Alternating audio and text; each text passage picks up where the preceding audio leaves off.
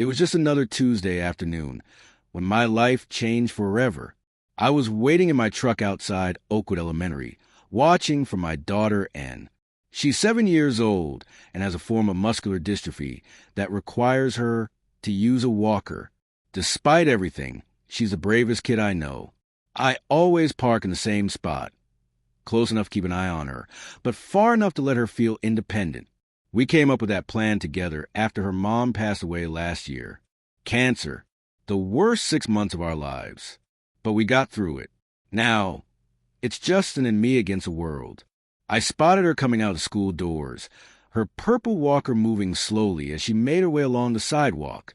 Her face lit up when she saw me, probably ready to tell me about her latest art project. That's when I noticed a black SUV parked illegally right in front of the school. The woman inside was yelling into her phone, face red with frustration. I recognized her instantly. Martha Summers, president of our neighborhood HOA, known behind her back as Patrol Pat for how strictly she enforced rules, and tried to squeeze past her SUV, but her walker bumped the bumper, not hard, no damage. Still, Martha noticed. She threw open her door, nearly hitting Ann. "What do you think you're doing?" she screamed, drawing attention from nearby parents. "Do you know how much this car costs?" And froze. "I am sorry, ma'am. I didn't mean to." "You little brat. You scratched my car." Martha was in her face now.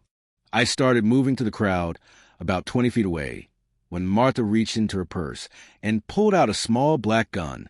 My heart stopped. "Hey, put that down." I shouted. Screams erupted and tried to back away, but her walker got stuck on the curb. "This will teach you to respect other people's property," Martha yelled. Whether she meant a fire or not, the shot rang out and screamed and crumpled to the ground. Her walker tipped over as blood spread across her shirt. I sprinted the last steps, dropped to my knees, and pressed my jacket to her bleeding shoulder. "Daddy," she whispered, her face pale. "The lady shot me." Martha stared at the gun in her hand like she couldn't believe what she'd done, then dropped it and ran to her SUV. She peeled away before anyone could stop her. "Call 911. I shouted, "Get that license plate." The hours that followed were a blur. Ambulance, ER, doctor stitching up and wound. It wasn't direct hit. Thankfully, the bullet had grazed her shoulder, but she was bleeding heavily. "Through it all," she barely cried. Officer Jenkins showed up while we were still at the hospital. He looked uncomfortable as I told him what had happened. "We've already picked up Mrs. Summers," he said, "but I should tell you her husband is close with the police chief. She's saying it was an accident, that she felt threatened when your daughter damaged her vehicle. She's 7 years old. She uses a walker. How is that threatening?" He glanced at his notepad. "I'm just telling you what she said. There'll be an investigation. There were at least 20 witnesses, and the school has cameras. We'll look into it," he said. But I could tell he was just going through the motions that night and wouldn't let go of my hand. "Is the angry lady going to come back?" she asked as I tucked her into bed. "No, sweetheart. I won't let her hurt you again." But I didn't know if I could keep that promise. The next morning, I found out Martha had been released without bail. The neighborhood group chat was buzzing. Then my neighbor Tom knocked on the door. "Just thought you should know," he said. "Martha's telling everyone and attacked her, that she was defending herself. And some people believe her. How can anyone believe that?" Tom shook his head. "Her husband has influence. And not everyone's happy about the school letting kids with special needs attend regular classes. They say it slows things down." I clenched my fists and was one of the smartest kids in her class. Her body might struggle, but her mind was razor sharp. "What do I do? Just wait and hope someone's the right thing?" Tom put a hand on my shoulder. "You were Army, right? Ranger?" I nodded. 6 years. 2 deployments. "Then you know, it's not always about brute force. Sometimes you have to fight smart. People like Martha have secrets. Find them." That night, after Ann was asleep, I started digging. Public records, court filings, HOA budgets. I discovered Martha had been sued 3 times for harassment, Cases dropped quietly. HOA financials showed inflated admin expenses, matching their vacation dates.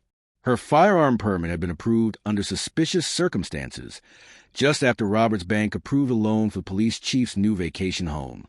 Martha had made a crucial mistake, turning the shooting into an HOA issue. That meant I could request all related communications under transparency rules. Her emails were vile. She'd been complaining for months about that crippled girl, claiming and lowered property values and made the neighborhood look bad. I took everything to Detective Marie Moore, newly assigned to the case after I filed a formal complaint about Officer Jenkins. She listened closely, took copies, and said, "This won't be easy. The Summers have a lot of friends. But what happened to your daughter was wrong. And I can't ignore evidence of cover-up." 3 days later, Martha was arrested again, this time for assault with a deadly weapon, illegal possession of a modified firearm, and misuse of HOA funds. The evidence was too strong for even her connections to protect her.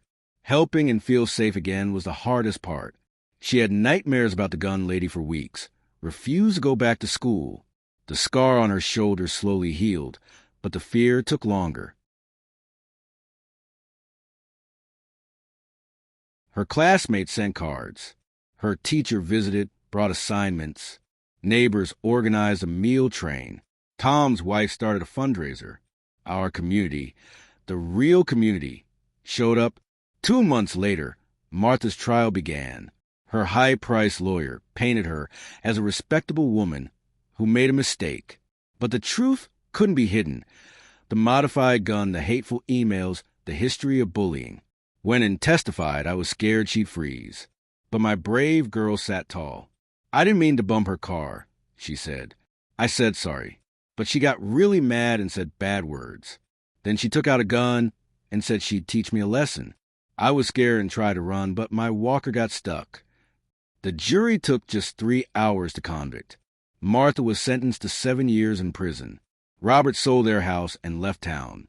The HOA changed. Tom became president and passed new rules against discrimination.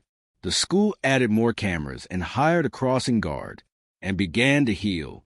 Slowly. She still had nightmares sometimes, but the spark returned. One day she earned an A on her science project, got invited to a birthday party. That night, we sat on the porch swing. "Daddy," she said, "do you think bad people can change?" I thought about Martha behind bars. Maybe, if they really want to. But the important thing is that good people stand up when bad ones try to hurt others. That's how we make the world better. And nodded, like you stood up for me. I'll always stand up for you. But you stood up for yourself, too. That was brave. She smiled and pointed to the faded scar on her shoulder. My teacher says this is my superhero mark. It shows I'm stronger than the bad things. I hugged her close, blinking back tears. Sometimes the world is cruel. Sometimes the system protects the wrong people.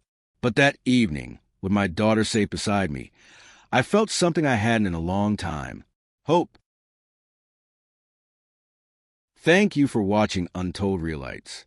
Don't forget to subscribe for more. Thumbs up and comments below.